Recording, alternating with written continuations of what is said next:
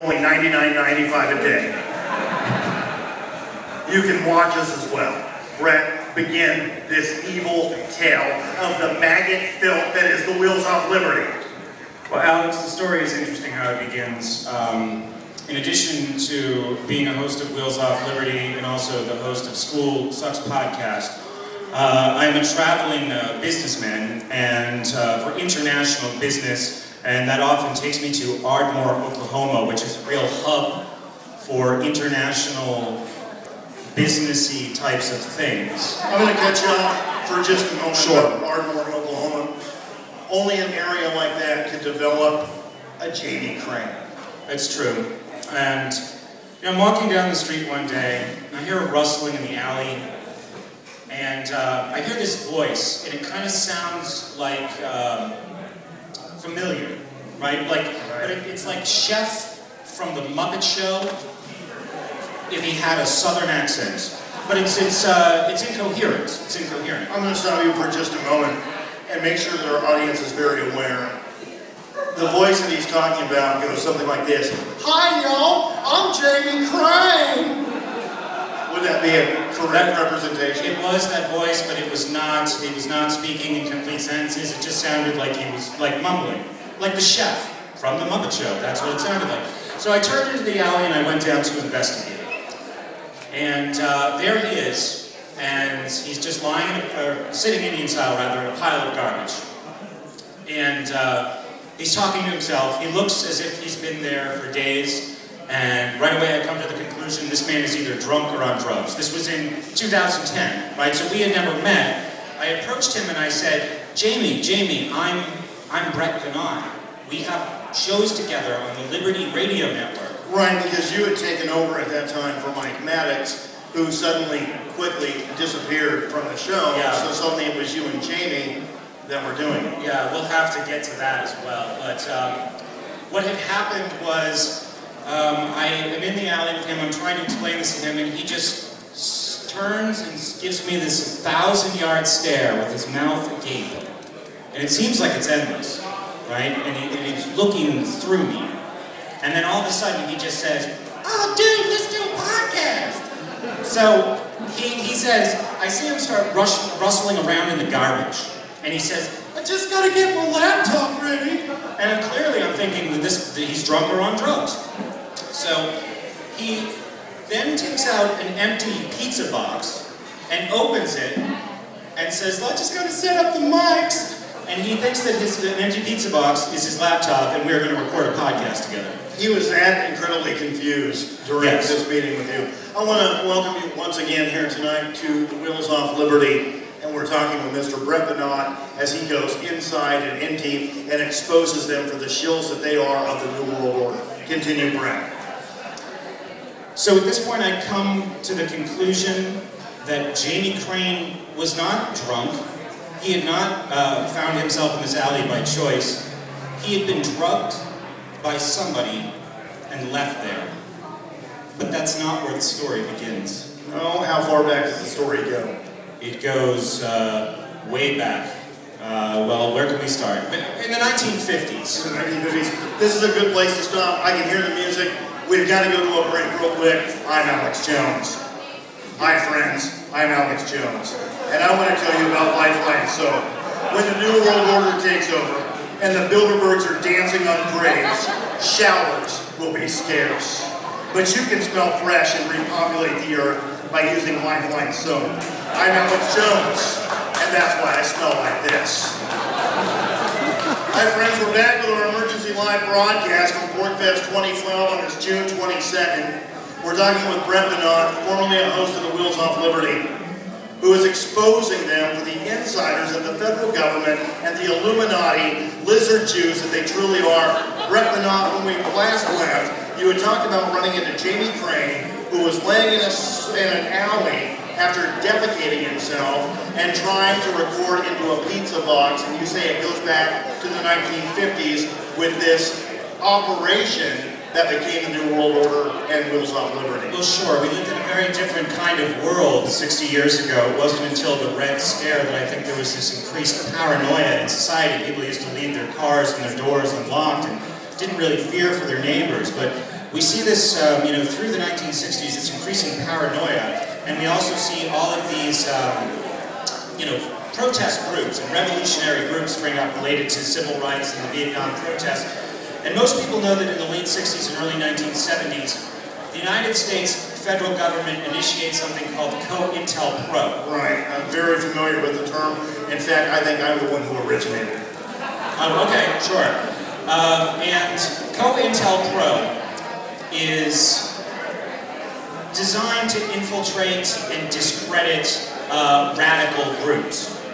And in the early 1970s, after the Vietnam War protests had died down, and after the civil rights movement has halted, they're not going to stop, right? Because government programs don't go away. Of course not, because once the government gets a stronghold into our lives, the tyranny continues to grow from the inside out and takes a hold of us all with this terrible stranglehold, wanting to make us collapse into the filth and the mess. I'm sorry, I get a little carried away.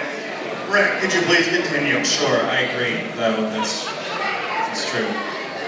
Anyway, so at this point, with nowhere to turn, there's a burgeoning new political movement called libertarianism in the early 1970s. And this really scares the powers that be. They say, if this catches on, and it should catch on with anybody who can, put their pants on forward and drive a car down the right side of the street. It's pretty simple. They should be able to get these ideas. Right. Exactly. We're going to be out of business. We're going to be in big trouble. Unfortunately, they had underestimated the efficacy of the government school system in the United States, and people didn't go for libertarianism.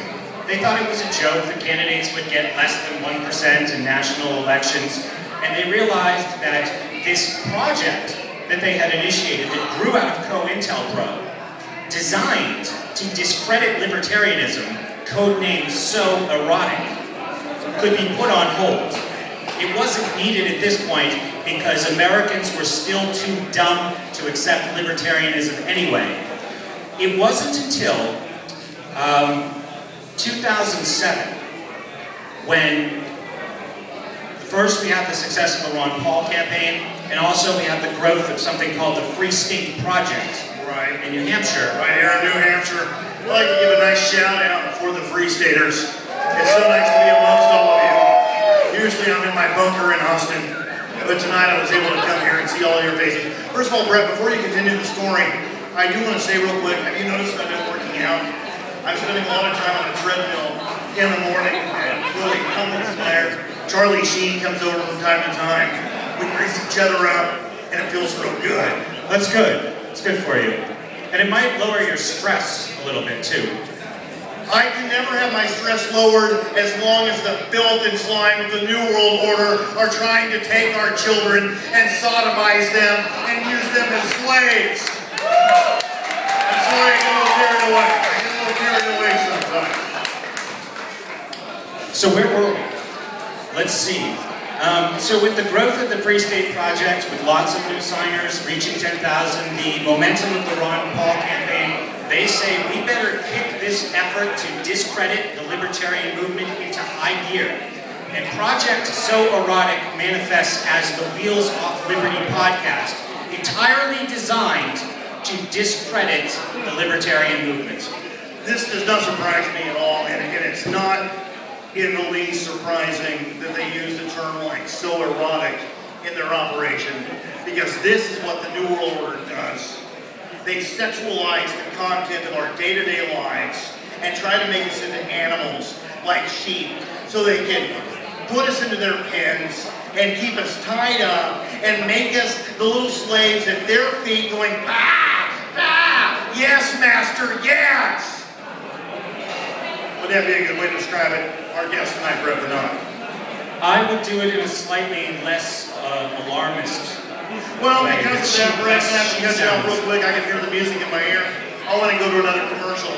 And joining Brett Bernard tonight will be another former co-host of the Wheels Off Liberty.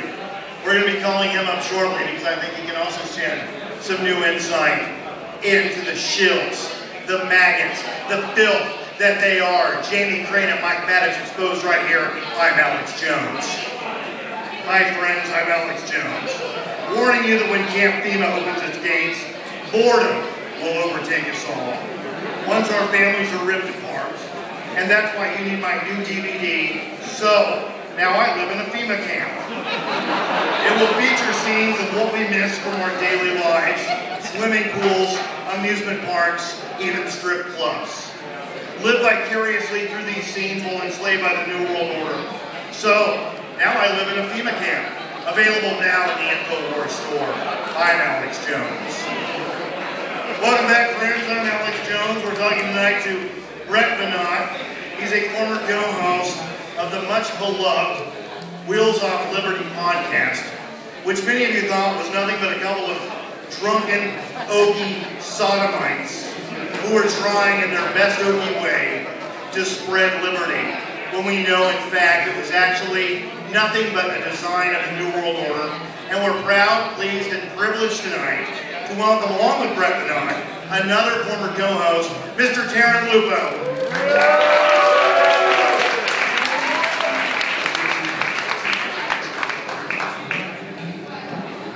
Thank you, Alex, for having me on your show. You're very welcome, Taryn. First of all, I want to tell you the beard looks great.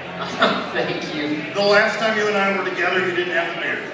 That's true. I needed one. I was starting my whole prepping routine, and your vitamins have really helped. I appreciate that. You're very, very welcome, and that's the thing. You have to turn to all of the supplements, all of the great things that I have. Some people say that I'm a shill, and I like to say that I'm hawking too many products. These products will save your lives. It's true. Now, Taryn, we've been talking to Brett about the undercover operation that was formerly known as So Erotic, later changed to Wheels Off Liberty, featuring Jamie Crane and Mike Maddox. You spent a lot of time with them. You took a lot of ridicule at their hands about being a sodomite, possum, screwing, sort of hippie. Would that be a good way to describe the welcome that you received from these gentlemen? Yeah, Alex, that's accurate. I kind of first understood Operation So Erotic when something troubled me. Jamie called me one time. He was driving down, in Oklahoma, and he's calling me, and he's telling me a tornado is chasing him. A tornado is chasing him, and then the phone goes off, and he gets slammed into the tree, and I don't know if you remember on our show, he disappeared for like an entire day. But something doesn't sit right. What do you think that's about? Well, I know exactly what that's about. It's HAARP. There's no doubt about it, it's HAARP. Crane probably created the tornado himself through HAARP in order to get away. Is that the way you're seeing it, Taryn Lupo?